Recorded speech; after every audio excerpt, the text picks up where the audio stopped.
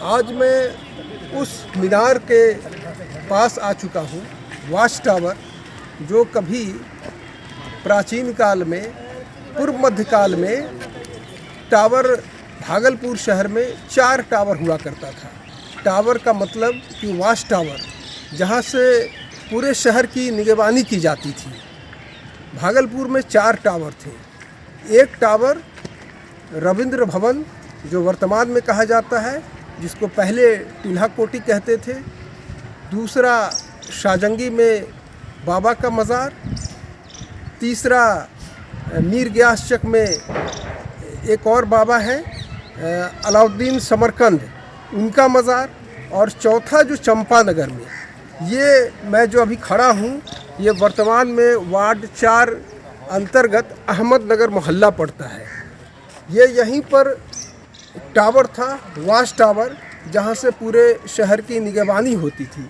और ये जो कंस्ट्रक्शन नीचे आप देख रहे हैं, ये मैं पहले बता दूं कि मुग़ल बादशाह जहांगीर से भी ये इलाका जुड़ा हुआ है। मुग़ल बादशाह जहांगीर के जो ससुर थे, नूर जहाँ के जो वालिद थे, पिता थे मिर्ज़ा गियास बेग। मिर्ज़ा गियास बेग के नाम से मीर गियास चक, जो नाथनगर थाना अंतर्गत एक मोहल्ला है, उसका नाम है मीर गियास चक।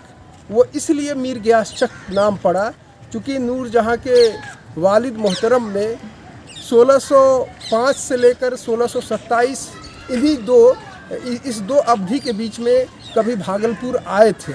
ऐसा कहा जाता है कि ये जलमार्ग था। कभी गंगा या चंपा नदी इसी रास्ते से हो करके ये बंगाल की ओर जाता था, ये जलमार्ग था। तो मिर्ज़ा गियास बेग यहाँ पर 2 दिन मस्कन में क़याम किया था।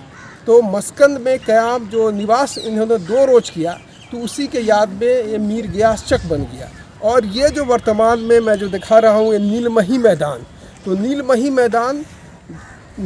मैदान जो नील की खेती होती थी बिहार में, जिसको तिनकठिया व्यवस्था कहते हैं, मोतिहारी और मुजफ्फरपुर के बेल्ट में जब गांधी जी आए तो नील की खेती को बंद करवाया। अंग्रेज विवश हो गए, अपना बोरिया बिस्तर समेट के उनको नीले साहब को जाना पड़ा। तो जो नील वहाँ पर प्रोडक्शन होता था, जो उत्पादन होता था, उसे यहीं पर ला करके उसका प्रोडक्शन किया जाता था। नील को फिर वो तैयार करके बाहर उसको व्यापार के लिए भेजा जाता था। तो इसलिए इस इलाके का नाम नीलमही मैदान पड़ गया। क्योंकि अब भारत में जब नील की खेती बंद हो गई, जब आर्टिफिशियल नील जर्मनी ने बनाना शुरू कर दिया, तो ऐसे भी नीले साहबों के द्वारा जो मोतिहारी में नील की खेती होती थी, वो भी प्रतिस्पर्धा से कहीं न कहीं वो मुकाबला नहीं कर पाया। और दूसरी ओर जो गांधी जी का जो मोतिहारी में आगमन हुआ, इस वजह से नील की खेती का जो है पूरा समूल नष्ट हो गया और ज़मीन जो जरखेज़ हुआ करती थी उसको अनुर्वर कर देती थी। तो फ़िलहाल जो मैं अभी नीलमही मैदान में हूँ, जो मैंने बताया कि ये मीनार हुआ करता था और यहीं से पूरे शहर और पूरे भागलपुर की सुरक्षा, यहाँ पर जो मीनार पर सुरक्षा प्रहरी हुआ करते थे, वो किया करते थे। और ठीक मेरे सामने आप देख सकते हैं कि एक सैयद शाह का मज़ार है। ये भी काफ़ी तवारीखी है और पुरानी मज़ार है। और यहाँ पर कोई विशेष कार्यक्रम नहीं किया जाता है, लेकिन लोगों की श्रद्धा है। साफ़ सफाई भी यहाँ पर है। ये भी बताया जाता है कि कोई मुग़ल काल से ही उस ज़माने के ही कोई संत थे, कोई फ़कीर थे, सूफ़ी थे, जिनका यह मज़ार है। लोगों की काफ़ी अक़ीदत है, काफ़ी श्रद्धा है और हर रोज़ यहाँ पर लोग साफ़ सफाई करते हैं, एक अक़ीदत और श्रद्धा की वजह से। और ये मेरे पीछे आप देख रहे हैं, ये कभी यहाँ इस तरफ से नदी बहा करती थी, लेकिन अभी नदी का रुख बिल्कुल कट गया है, दूसरी ओर रुख हो गया है। और ये यहाँ पर कुछ मुकामी लोग हैं जो यहीं के हैं।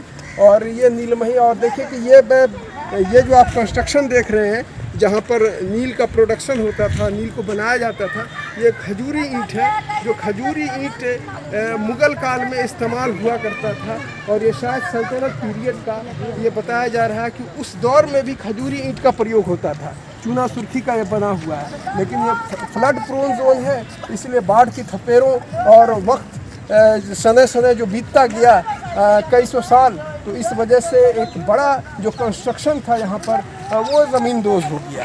तो यहाँ पर मैं इसलिए आया था कि शहर का ये चौथा मीनार है और लोग चंपानगर को मीनार के रूप में इंडिकेट करते हैं, लेकिन लोगों के पास ये जानकारी का अभाव होने की वजह से किस पॉइंट पर चौथा मीनार था या पहला या दूसरा जो भी कहें, वो लोगों को जानकारी नहीं थी। तो मेरा मकसद था कि मीनार के विषय में बताना। मैं इसी नीलमही मैदान से, अहमदनगर मोहल्ला वार्ड 4 से मैं सईद अनवर अपने वरिष्ठ एडिटर इन चीफ कमर अमान साहब के साथ फिर किसी और वीडियो में आपको मिलेंगे। धन्यवाद।